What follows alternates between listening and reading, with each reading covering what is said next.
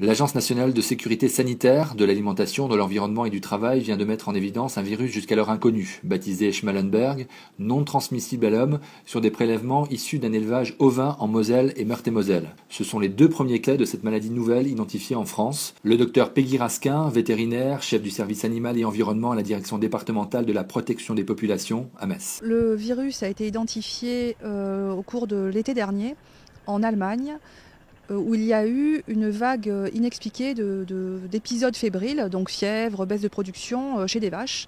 Donc le laboratoire de référence allemand a prélevé une centaine d'animaux et a isolé un nouveau virus.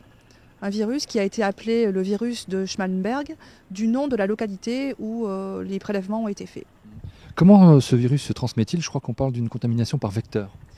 En effet, c'est un virus qui ne se transmet pas d'animal à animal, mais qui se transmet par l'intermédiaire d'un vecteur, en l'occurrence un arthropode. On pense que c'est un arthropode, c'est-à-dire peut-être un moucheron, une mouche ou un tic. On n'est pas encore totalement sûr de quel est ce vecteur.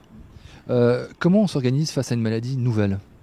Alors face à une maladie nouvelle, ce qui est important, c'est d'être alerté et d'être en phase d'alerte.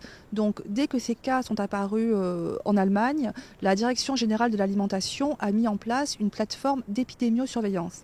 C'est-à-dire nous a alertés de la détection de ce virus et nous a demandé de communiquer l'information aux vétérinaires et à tous les partenaires professionnels pour être en phase de recherche, puisque ce virus n'était pas présent en France, en nous disant c'est une maladie vectorielle, donc on n'attend pas des épisodes aigus pendant les mois d'hiver.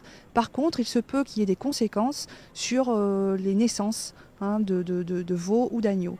Donc on nous a demandé d'être vigilants. On a répercuté cette information auprès de nos vétérinaires sanitaires en collaboration avec le groupement départemental de défense sanitaire. Donc tous les partenaires étaient au courant et surveillaient les symptômes. Donc il se trouve que vendredi dernier, un vétérinaire, un éleveur a appelé son vétérinaire parce qu'il avait sur 13 agneaux nés 9 qui étaient nés puis morts quelques heures après, avec des symptômes évocateurs de ce virus. Donc le vétérinaire est intervenu, nous a contactés, on a confirmé la suspicion, c'est le procédé qui est mis en place par la Direction générale de l'alimentation.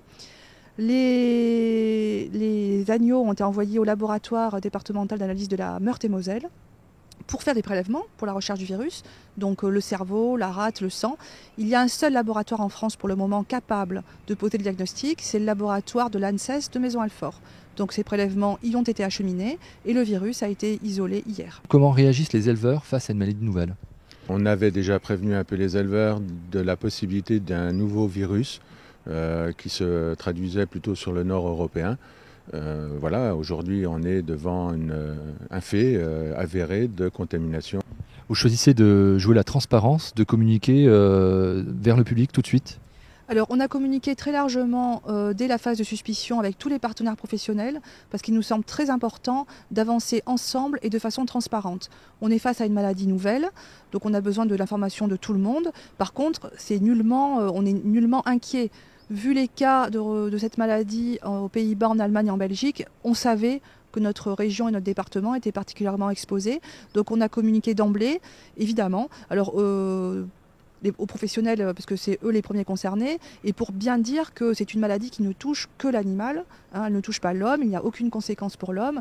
Les conséquences qu'on attend sont des conséquences économiques. Avec une mortinatalité, c'est des conséquences économiques qui sont à redouter. Quels sont les messages que vous avez pu passer aux éleveurs? Pour le moment, c'est de bien faire attention dans le cadre d'avortement, d'appeler leur vétérinaire sanitaire pour faire une réelle évaluation du risque, de la suspicion. Et au niveau des vétérinaires, ils ont été prévenus de la démarche à suivre avec les services vétérinaires pour évaluer la suspicion et les prélèvements à faire pour la confirmation des cas. Encore une fois, la population n'a pas à être inquiète du tout? Non, pas du tout. Il y a un grand principe sanitaire en France que les éleveurs appliquent, c'est qu'on ne déplace jamais un animal malade, on n'envoie pas à l'abattoir un animal malade, on ne traite pas dans le circuit de la consommation une femelle malade. Et alors déjà, les animaux malades ne vont pas dans le circuit de la commercialisation et en plus, il n'y a aucun danger pour l'homme, ce n'est pas une zoonose.